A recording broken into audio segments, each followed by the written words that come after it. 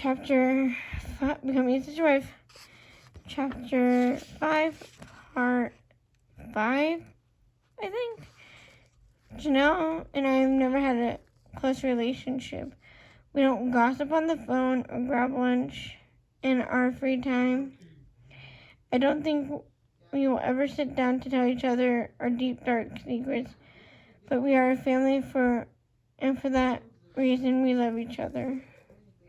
We work hard to develop a good, functional relationship because we've come to understand that this is what is best for our family. And when it comes to family, we share the same values. We are not just good with each other's kids. We absolutely love each one of them. We are devoted to our lifestyle and to the hard work we've discovered it takes to work. We've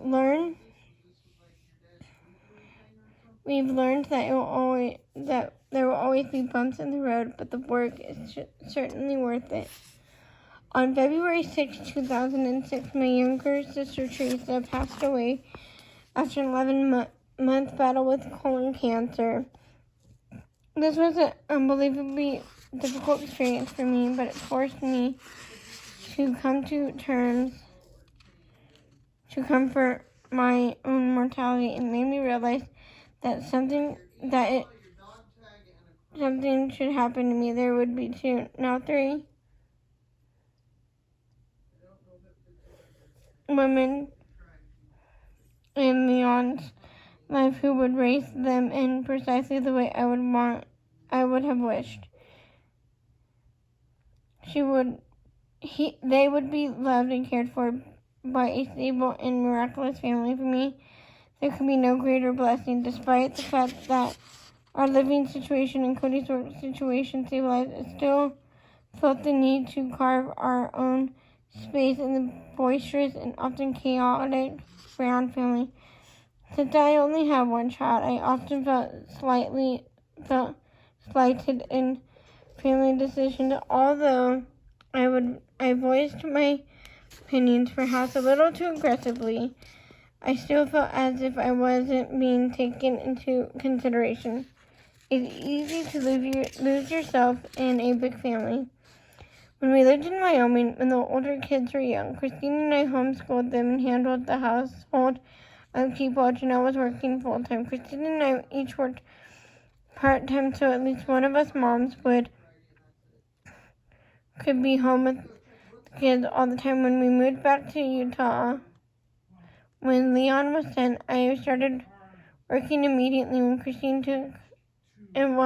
took on the duty of the homemaker wife. I realized while nothing triumphs my commitment to the family, it's important to have things that I can do myself and for myself. Over the time, my insecurity about having only one child grew. As Leon got older and was more independent, I began to wonder how important I was to the everyday goings of our family. I began to wonder if it would have even mattered if I wasn't around.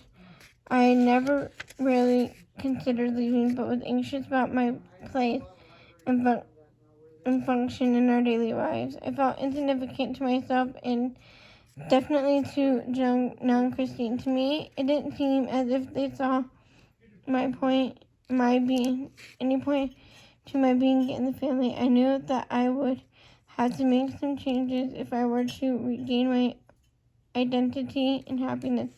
I've always wanted to go to college, but since Cody and I married so young, I didn't give myself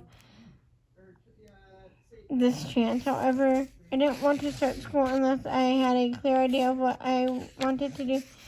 My family often jokes about my sudden intuitive ideas they call popcorn thoughts, ideas that pop into my head from out of nowhere. One morning, as I was getting ready for work, I had one of those so-called popcorn moments. I had the notion that I was going to work with at-risk youth.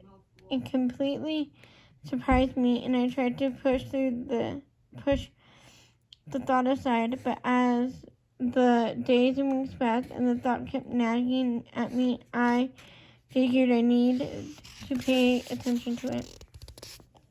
I finally told Cody about it. At first, I didn't think he understood how serious I was about it, and therefore he didn't seem very supportive of me. However, the idea didn't disappear, and I began to realize that I needed an outlet outside of the family. I really wanted to do something for myself, as well as something that would help others. I think that the fact I had only one child, which made me feel at times less significant than my sister wives, really propelled me to search for something that would fulfill me. When I enrolled at Utah Valley University and took classes in counseling, Cody realized how committed I was to this new career. Both he and my sister wives were very encouraging. Everyone helped out as I balanced the demands of my new course load against those of my job and family. Eventually, I got a job working with the residential staff at a treatment center for troubled teens. I was incredibly satisfied with my job.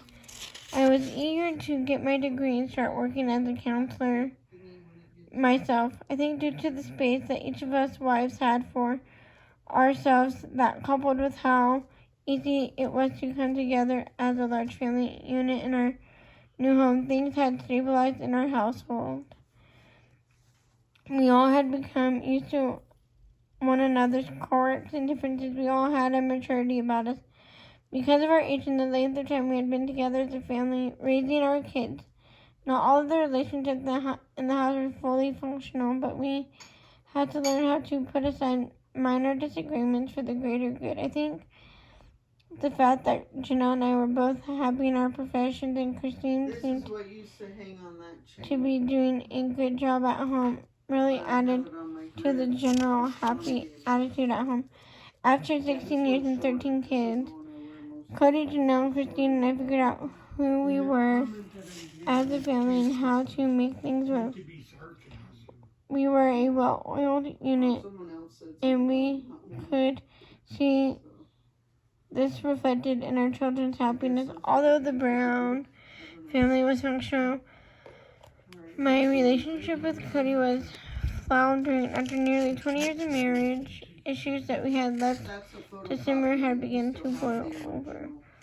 Around the time Cody and I were suffering through this low point in our marriage, we decided to take a drive together. It was a particularly good day for us, as we had been working on improving our relationship and communication between us. We passed by our friend Reba's house. We stopped to say hello. A young woman, Reba's cousin, was outside loading her children into a van in order to drive back home to southern Utah.